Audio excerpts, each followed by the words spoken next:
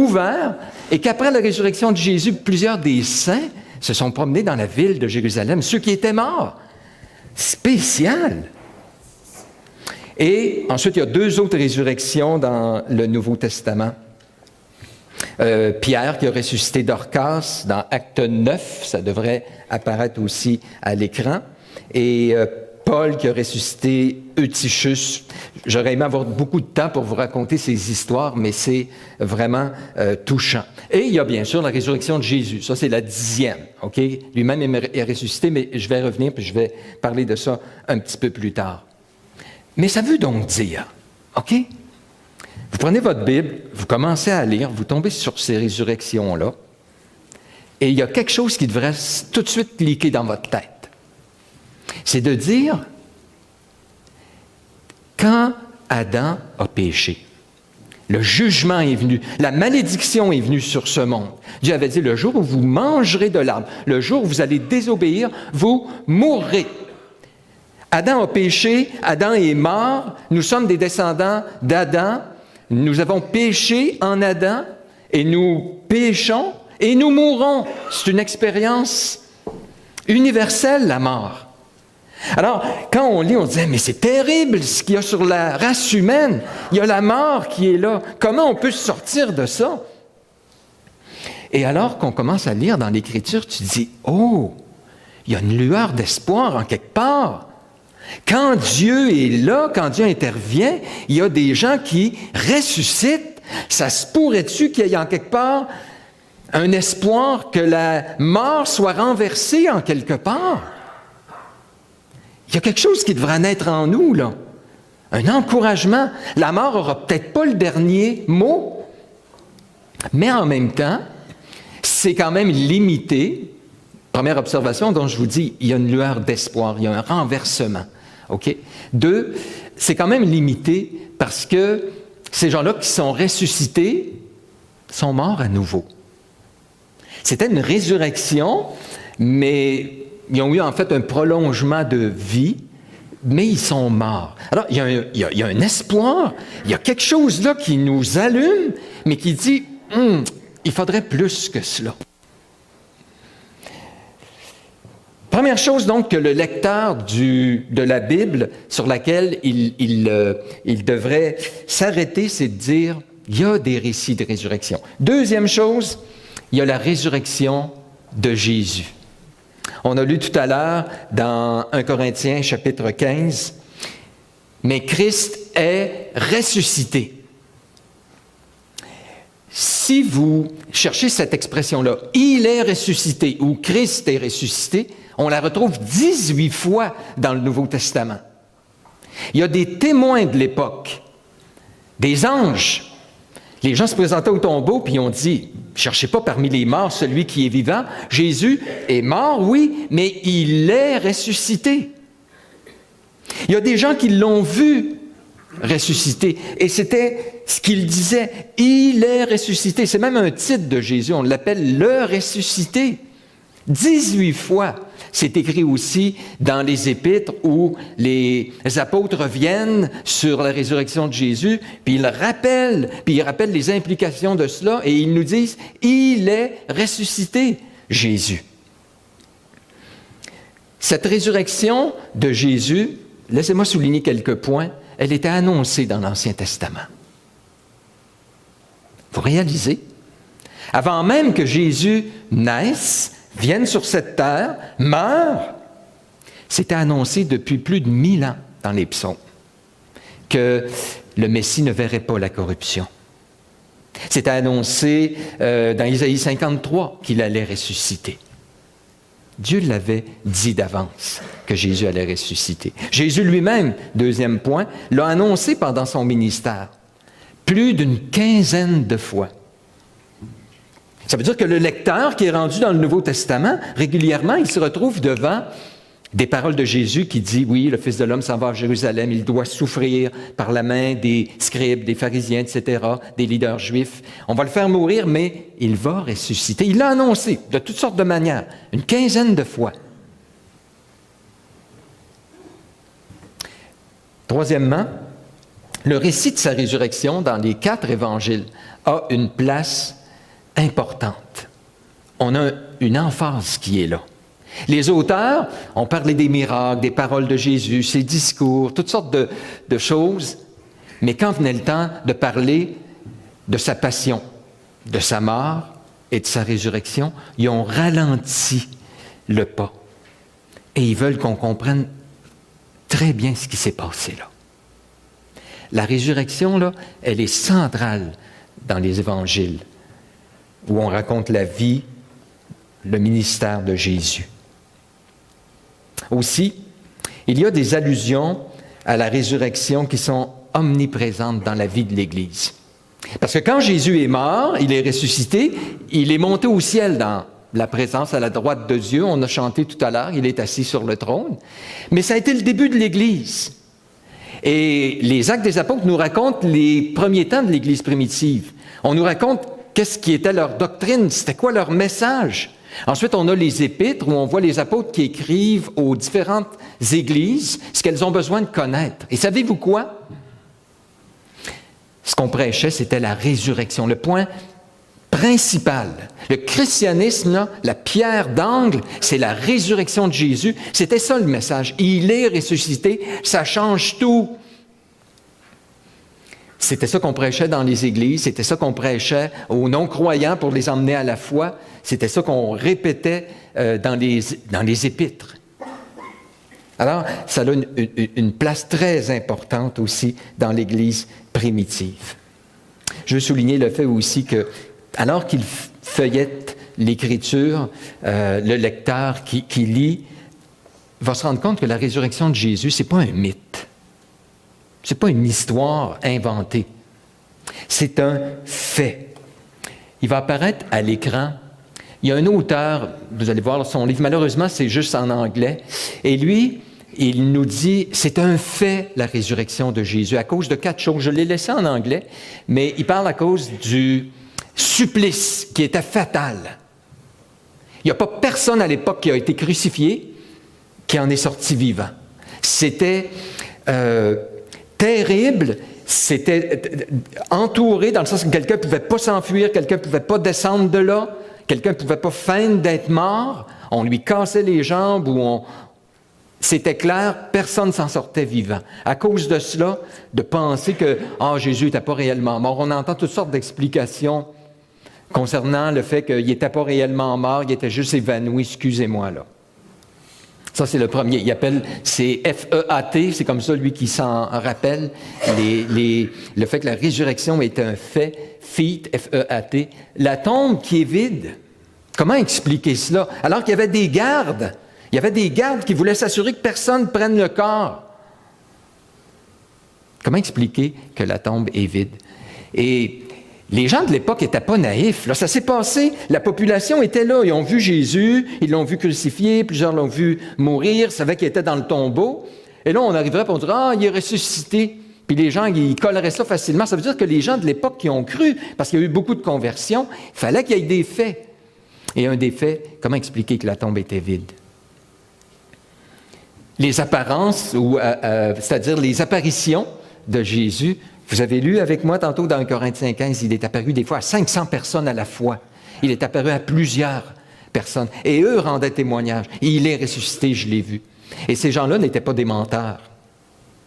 Et finalement, la transformation. Comment on explique la transformation des disciples qui étaient peureux, qui étaient dans la chambre, cachés, les portes barrées, qui avaient peur, et qui sont devenus des témoins, allés jusqu'à donner leur vie en disant « Jésus est ressuscité ».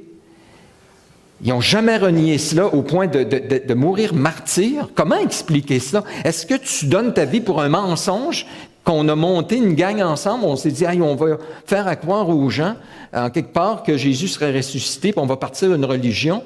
Tu donnerais ta vie pour un mensonge? Une histoire montée, voyons donc. Alors, c'est un fait.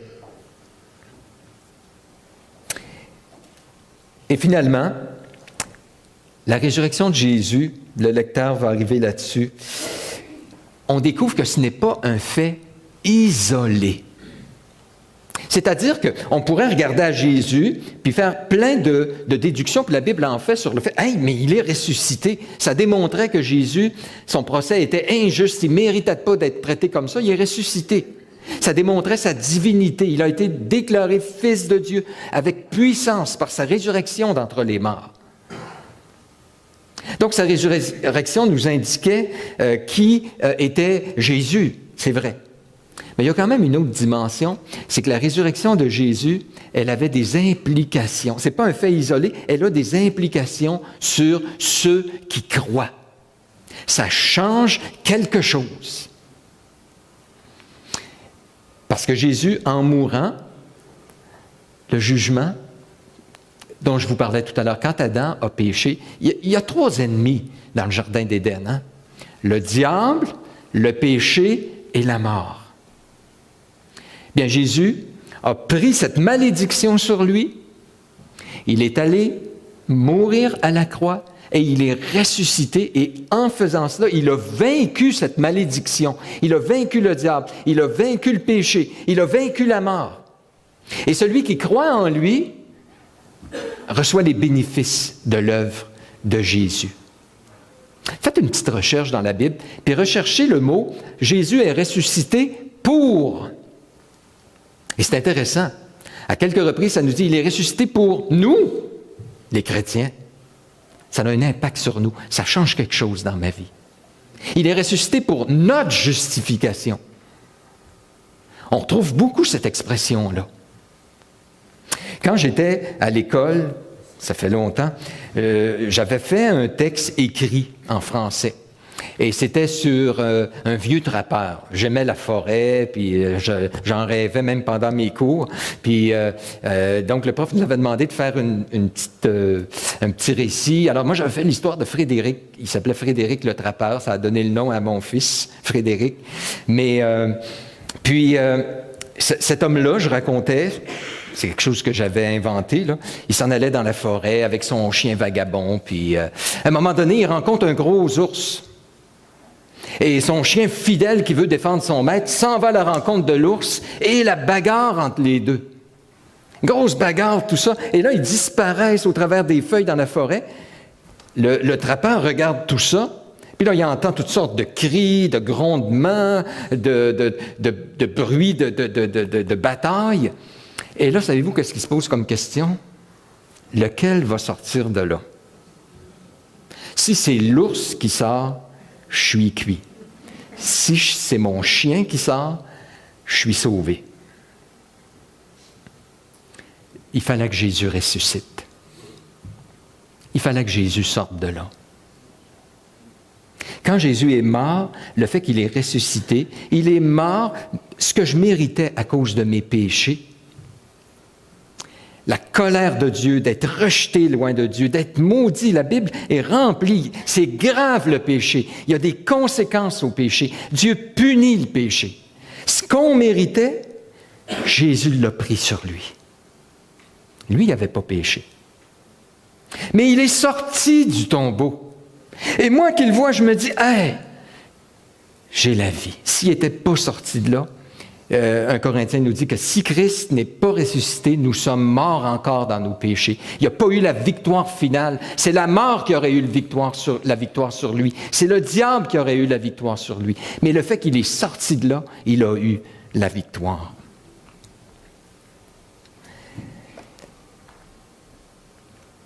Troisième chose que le lecteur, en feuilletant l'Écriture, va voir, c'est qu'il y a une résurrection à venir. Il y a une résurrection à venir. Il y a un texte qui devrait apparaître dans 1 Corinthiens 6, la même épître qu'on a lu tout à l'heure, 1 Corinthiens chapitre 15. Au chapitre 6, ça nous dit ceci. « Et Dieu, qui a ressuscité le Seigneur, nous ressuscitera aussi par sa puissance. » Dieu a ressuscité Jésus, puis je vous disais que la résurrection de Jésus a des implications sur nous, et une de celles-là, parce qu'il a ressuscité Jésus, ceux qui appartiennent à Jésus, ceux qui croient en lui, vont ressusciter aussi un jour, physiquement. Dieu a démontré sa puissance de différentes manières. quand on lit dans la Bible. Il a démontré sa puissance par des miracles.